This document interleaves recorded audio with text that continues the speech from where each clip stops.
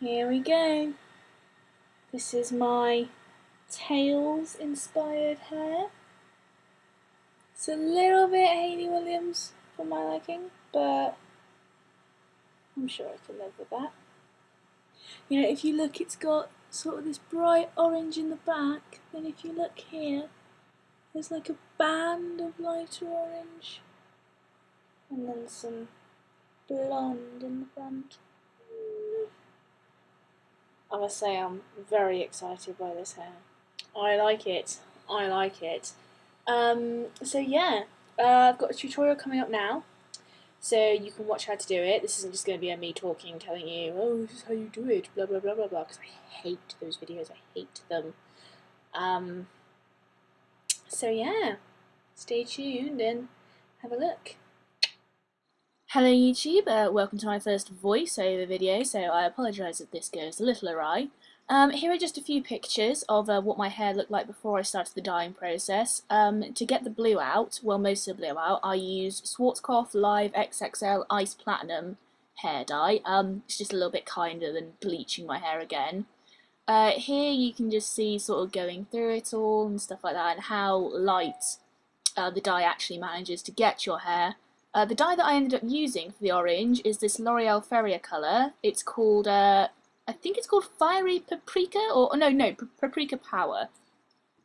So what you can see me doing here is just separating the hair. As it's a Tails inspired tutorial, as I've been a little bit obsessed with old school Sonic lately, and Tails is obviously the best character.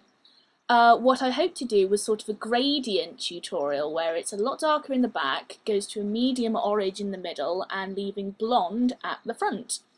So here I am right now, I'm just separating the hair. Normally if I'm doing a hair colour with sort of another hair colour under the fringe, I tend to do it, I tend to choose a section that's a lot smaller, but as I'm hoping to include a sort of a medium orange in there as well, I took a considerably larger chunk than I would normally take.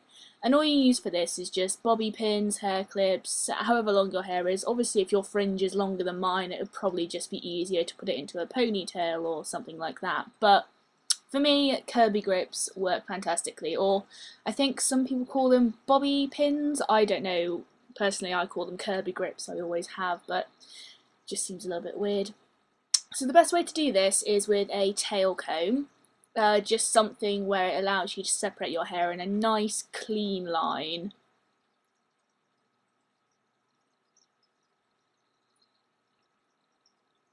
And you can see here it's just a case of twist and pin.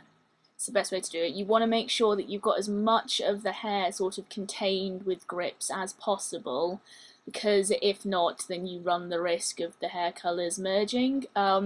It's not so bad between the vibrant orange and the sort of mid-orange that I've chosen, but the blonde I wanted to try and keep as sort of separated from the actual hair as possible. So here now I'm going to start applying the colour. I start at the line where the vibrant colour will meet sort of the fringe dyeing section, and all you do is just squeeze out a little line of hair dye, and I find that using a tint brush allows you to sort of be a lot more precise with this, because this is the time when you want to sort of set the boundaries of where the different hair dyes are going to start and end. And the last thing you want is to have vibrant orange all over the bits that you want to be lighter, as it's pretty damn vivid, as you can see right there. So it's just about squeezing a line and brushing it back, and this is probably the only part for sort of the main section of your head where you're going to need a tint brush.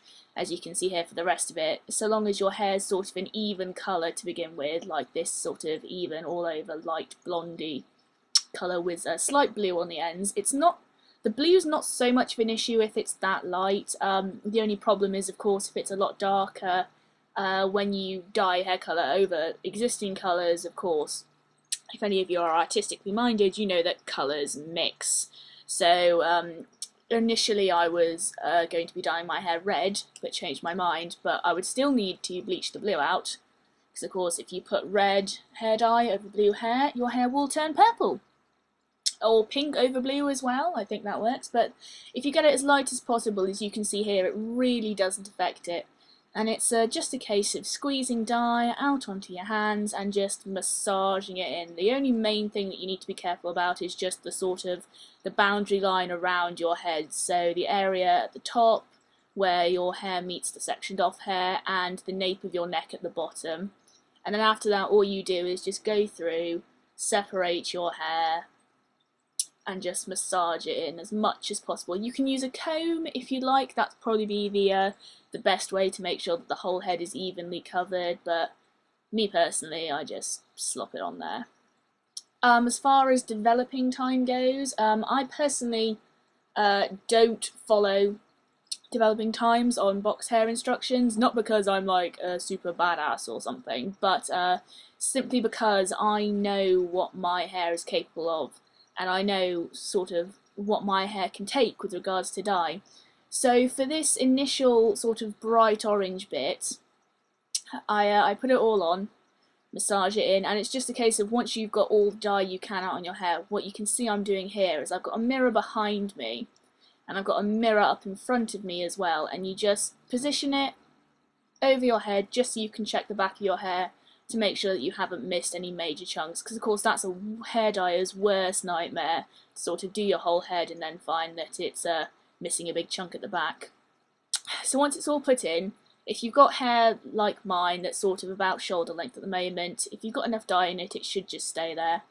And me personally, I left the vibrant orange dye in for 15 minutes. I think the entire developing time for the whole head was about 30. But as you can see here, it's very vivid. It doesn't matter if you're a little bit messy, because of course colours light like this will sort of, you know, it's a lot better than if you had a much darker colour. It will wash off eventually. So then what I did was I separated out the hair. As you can see here, it's exactly the same way as I separated my hair beforehand, but basically all I did was I went through the fringe section that I'd already sectioned off, and I just separated the entire thing in half. So it leaves little wispy bits. Obviously, if you want more of one colour and less of the other, so if you wanted it more blonde with sort of just like a little stripe of orange, obviously you'd section off less hair. But as you can see here, I wanted it pretty much equal for a very sort of gradienty effect, kind of like a foxtail basically, but without the brown. Because of course, I don't think you'll actually find much brown on tails. He's pretty vivid. So again, it's just a case of twist and pin. And it's a good thing to have on hand when dyeing your hair just in general. Kirby grips are your best friend, unless, like I said before, you've got hair long enough to put in a ponytail. And here you can see how I'm making the light orange colour. I'd already sectioned off a bit of hair dye from the original mixture, just so I knew that I definitely have some, and you just mix conditioner in with it, obviously to give it a lighter colour. And with this you can basically play it by sight, and one thing that I always find is a good idea to do is that if you look inside the bottles of hair dye, they're never fully empty. So if you're doing something like this, or do you just want to get the most you can out of your hair dye, I take the bottle, put a slight bit of conditioner in, and shake it up. And once you're done shaking it, you can squeeze it in, and I don't think you can see very well there, but I got a good sort of 2 sploogey handfuls of hair dye out of that. And that was just from adding a tiny bit of conditioner into the bottle, so it definitely makes a difference. And here you can see this bit here I'd recommend solely using a tinting brush for. It just gives you a lot more precision when dyeing your hair and stuff like that.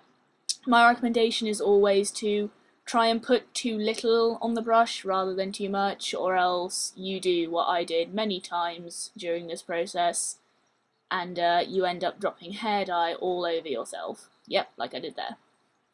So once you've got your hair dye in, you can literally just run it through with your fingers and twist, and instead of a pin, it's a stick this time, because if your hair's already dyed, it pretty much just sticks to itself. And again, it's exactly the same with this. I wasn't so careful with the sort of the boundary lines between this lighter orange and the more vibrant orange, because it wasn't so much of an issue if they mix together, but as you can see, I'm being very careful with sort of the line where the light orange and the blonde meet. because I definitely didn't want that getting any colour on it. And again, it's just a case of just being careful, making sure you always have a mirror there to see what you're doing. Never do hair dye blind, because it will not work. And if you say it does, then I'm sorry, I find that very hard to believe. And again, just like I said, being very, very careful. Not so careful with this bit because it's not really an issue. If those two colours mix, it actually gives it sort of a nicer effect.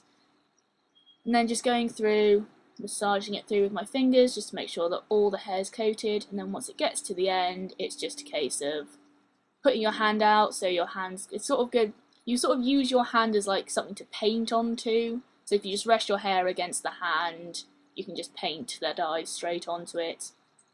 And at this point, if you've got any excess, like I did, I had a fair bit, I literally just went through and put on as much of the excess as I could. I mean, I wasn't going to use it for anything else. And it's just a little bit better to be safe than sorry. So again, it's just a case of twist and stick, because it's already quite sticky, because it's all wet with dye. Again, just using up the last of it. And sticking it up. And here now you've got some pictures, so you can see the sort of the difference in the dye colours. So it's a lot lighter orange, very vivid orange. And then it came out like this.